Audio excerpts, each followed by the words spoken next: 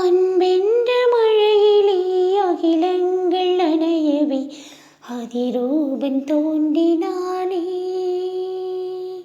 வைக்கோலின் மேலொரு வைரமாய் வைரமாய் வந்தவன் மின்னினானே.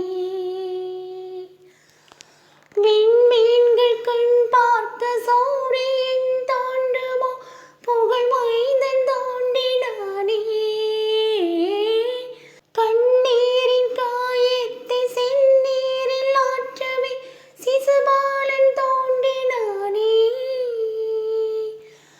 அன்பென்ற மழையிலே அகிலங்கள் நனையவே அதிரூபன் தோன்றினானே.